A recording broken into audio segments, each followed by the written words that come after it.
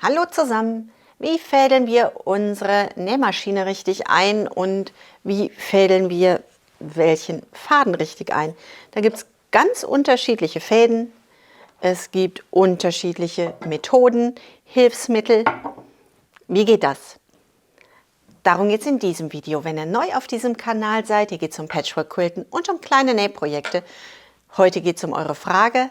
Herzlich willkommen bei Needle Engine. Mein Name ist Elke. Schön, dass ihr dabei seid und wir legen los.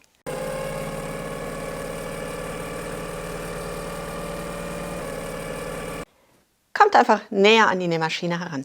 Hier haben wir unsere Nähmaschine und wir haben unterschiedlich aufgespulte Garne. Unterschiedliche Garne lassen sich unterschiedlich abrollen. Garne sind unterschiedlich aufgewickelt. So, wenn wir jetzt einmal an unserer Garnrolle ziehen und die ein Stück abwickeln und wir halten unser Garn dann einmal zu einer Schlaufe, dann bleibt unsere Schlaufe gerade hängen. Wenn wir das gleiche Garn nehmen und das über Kopf abwickeln und wir bilden eine Schlaufe, dann verdreht sich die Schlaufe. Wir möchten, dass sich unsere Garne ganz gerade abrollen. Das heißt, beim Abrollen achten wir darauf, wie wir unser Garn von der Rolle ziehen. Und für jede Garnrolle gibt es eine andere Möglichkeit, unser Garn an der Maschine unterzubringen. Kommen wir zur Maschine. Hier haben wir Stifte. Diese Stifte sind gemacht, um Garnrollen einzusetzen, die wir zur Seite hin abziehen. Wir haben an dieser Garnrolle einen Stopper, sowohl unten als auch oben, sodass wir unsere Garnrolle leicht abwickeln können. Bei dieser Garnrolle ist das schon etwas anders. Auch hier ziehen wir die Garnrolle zur Seite ab. Wir haben aber keinen Stopper mehr. Und sobald unser Faden nach unten läuft, verfängt sich unser Faden gerne. Ich simuliere das mal. Zwischen Rolle und aufgestelltem Stift und unser Faden zieht sich fest. Damit wir eine solche Garnrolle vernünftig abrollen können, gibt es bei der Pfaff einen Metallstab mit einer Feder. Wir schieben den Metallstab durch die Feder und das Ganze setzen wir einmal an unsere Maschine. Mit Garnrolle. Unsere Garnrolle lässt sich jetzt wieder ganz einfach abrollen. Das Garn, das auf einem Konen aufgezogen ist, rollt sich nach oben weg.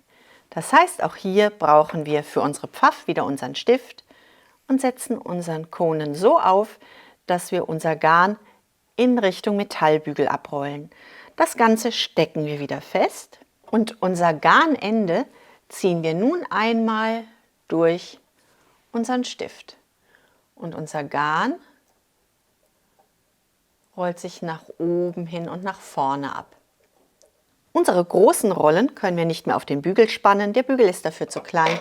Dafür brauchen wir einen Helfer von außen.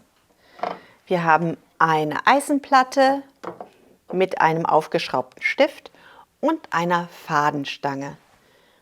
Unseren Konen setzen wir einmal auf den Stift, auf die Eisenplatte.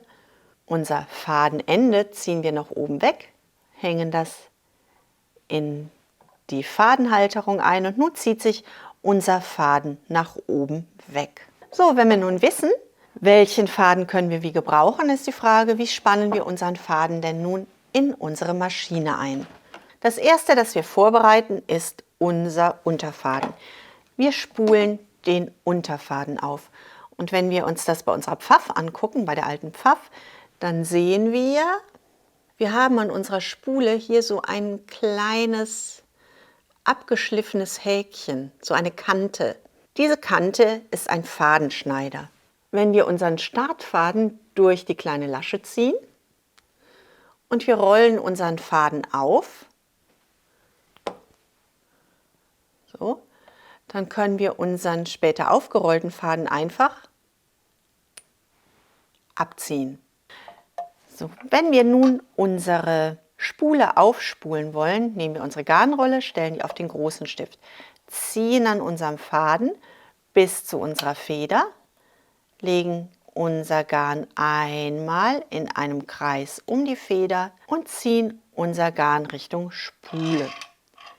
Wir nehmen unsere Spulkapsel und schieben unseren Faden von der Mitte einmal nach außen. Unsere Spulkapsel setzen wir auf unseren Stift. Unser Stift hat hier noch so einen kleinen Stift. Der kleine Stift schiebt sich in die Öffnung auf der unteren Seite. Wir sichern das Ganze mit einem Bügel und wir lösen unser Schwungrad, damit unsere Nadel nicht mitgeht. Jetzt halten wir unseren Faden einmal fest und wir spulen auf. Wenn wir ein Stück aufgespult haben, können wir unseren oberen Faden zur Seite halten und er schneidet sich wie von alleine ab.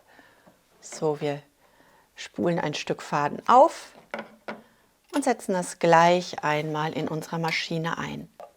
Wie fädel ich meine Maschine denn nun richtig ein? Zunächst einmal setze ich mein Schwungrad wieder fest, damit meine Nadel wieder mitgeht. Dieses Stickgarn neigt dazu, sich gerne von alleine abzurollen und sammelt sich dann unter der Garnrolle. Das heißt, dieses Garn möchte ich eben auf einem Halter anbringen. Jetzt rollt sich meine Garnrolle ganz normal nach vorne ab. Das finde ich gut. Den Haken brauche ich nicht, den schiebe ich nach hinten und wir fädeln unsere Maschine einmal ein. Zunächst einmal haben wir hier eine Öse mit 2 Haken eingesetzt. Wir fädeln durch den oberen Haken und fädeln durch den unteren Haken zurück. Das ist die Vorspannung, die möchten wir unbedingt. Auch wenn wir mehrere Fäden haben, können wir das gleich einspulen. Wenn wir das haben, wandern wir nach unten und ziehen den Faden einmal um unseren Fadenspanner herum. Wenn wir da mal ganz nah rangehen. So, wir nehmen unseren Faden und führen unseren Faden einmal. Wir achten darauf, dass der Hebel an unserer Maschine, der unser Füßchen nach unten drückt, dass der oben steht. Der Hebel steht oben und wir führen unseren Faden einmal durch unser Gehäuse durch, ziehen das einmal rüber. Und dann springt so eine kleine Feder um unseren Faden und wir haben unseren Faden nun in dieser Feder eingespannt. So sollte das sein.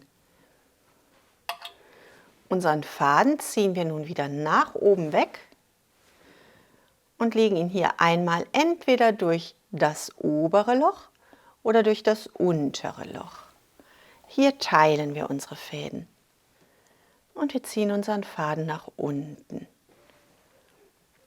Hier angekommen ziehen wir unseren Faden durch das erste Häkchen, durch das zweite Häkchen und durch das dritte Häkchen. So schaut das aus. Jetzt brauchen wir unseren Faden nur noch einmal durch die Nadel ziehen. Es gibt bei den alten Pfaffmaschinen, ich mache mal den Faden runter, gibt es einen Fadenholer. Der funktioniert sehr gut. Meiner ist komplett falsch eingestellt, weil ich ihn nie gebrauche. Ich ziehe den Faden lieber von Hand durch die Öse. Wenn wir unsere Nähmaschine einfädeln, achten wir darauf, dass unser Haken, unser Fadenholer, weit oben steht. Und so schaut das fertig aus. Was uns nur noch fehlt, ist der Unterfaden. Wir haben unsere Spulkapsel und wir haben unser Spulgehäuse. An unserem Spulgehäuse ist eine Gehäuseklappe mit einer Feder. Mit dieser Feder ziehen wir so ein kleines Häkchen nach innen und mit diesem Häkchen halten wir unsere Spulkapsel im Gehäuse fest. Auf der Seite sehen wir 2 Schrauben, die eine Spannungsfeder halten. Mit dieser Feder justieren wir die Fadenspannung von unserem Unterfaden. Wir haben eine kleine Schraube. Die kleine Schraube hält die Feder und wir haben eine große Schraube. Mit der großen Schraube justieren wir die Fadenspannung. Drehen wir die Schraube nach links, lässt die Spannung nach. Drehen wir die Schraube nach rechts, erhöhen wir die Spannung. Wenn wir unsere Spulkapsel ins Gehäuse einsetzen, achten wir darauf, dass sich der Faden nach links abrollt. Wir nehmen unser Gehäuse, nehmen ein ca. 7 cm abgerolltes Stück Faden, legen unsere Kapsel in das Gehäuse ein, ziehen den Faden zur Seite weg bis zu dem kleinen Schlitz. Wir ziehen den Faden am Schlitz entlang an der Feder vorbei bis in diese kleine Öffnung hinein. Wenn wir nun unseren Spulkapselgriff hier nehmen, dann kann unsere Spulkapsel nicht mehr aus dem Gehäuse herausfallen.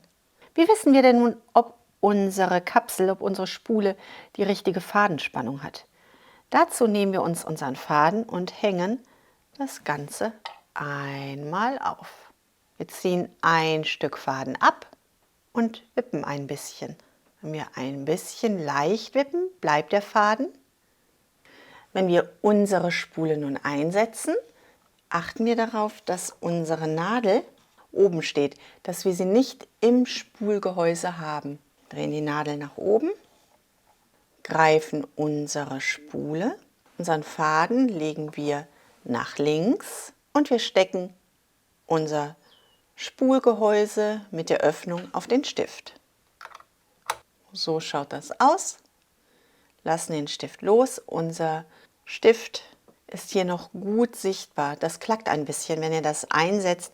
Achtet auf dieses Klacken und weiter geht's. Unsere Pfaff gibt es aber auch noch als Automatik. Die erste Koffermaschine von Pfaff. Pamau! Und hier schauen wir uns nun noch einmal an, wie das Ganze bei einer Automatikmaschine funktioniert. Unsere Automatikmaschine hat eine Besonderheit. Sie hat eine Klappe mit einem Drehregler, über den wir ein Programm einstellen können. Damit wir auch während des Nähens unser Programm einstellen können, können wir unseren Faden nicht einfach quer darüber ziehen. Das würde unsere Möglichkeit blockieren. Das heißt, so ist der Anfang hier. Wir haben eine Einfädelmöglichkeit auf unserer Platte. Wir ziehen das Ganze weiter zu diesem geschwungenen Haken über dem ersten Rad. Und dann geht es wie gewohnt weiter, wie wir das von der Pfaff ohne Automatik kennen. Die nächste Frage, die ihr gestellt hattet, war, wie fädel ich die Maschine für Zwillingsnadeln ein? Wir nehmen beide Fäden und ziehen beide Fäden gemeinsam durch die beiden Schlaufen unserer Vorspannung. Unser Schwunghebel steht oben, der Hebel für die Fadenspannung steht oben und wir nehmen beide Fäden mit und ziehen ihn einmal, wie eben beschrieben, durch die Fadenspannung. Hier teilen wir unsere Fäden einmal. So schaut das nun aus. Wir wandern mit beiden Fäden durch die folgenden Ösen. Und hier teilen wir unsere Fäden wieder und führen durch jede Nadel einen Faden. Wir werden auf jeden Fall auch mit der Pfaff-Automatik noch verschiedene Dinge hier auf diesem Kanal arbeiten. Allerdings fehlt mir hier der Hebel, um die Nadel nach rechts und links zu setzen. Das heißt, ich muss noch einmal ein Bauteil auswechseln. Wenn ihr mögt, machen wir das auf diesem Kanal gemeinsam. Dann schreibt das einfach unter das Video. Also solltet ihr zu Hause noch eine dieser wunderbaren Maschinen stehen haben, so aktiviert die doch einfach mal und näht doch mal auf dieser alten Maschine. Das macht einfach riesig Spaß. Eigentlich kann man die alle auch wieder fit bekommen, wie wir diese beiden Maschinen ölen, damit ihr wirklich damit loslegen könnt. Das machen wir in einem anderen Video. Ich wünsche euch eine wunderbare Woche. Bleibt gesund und glücklich und denkt daran, was immer auch passiert. Einfach weiternähen. Bis zum nächsten Mal. Tschüss.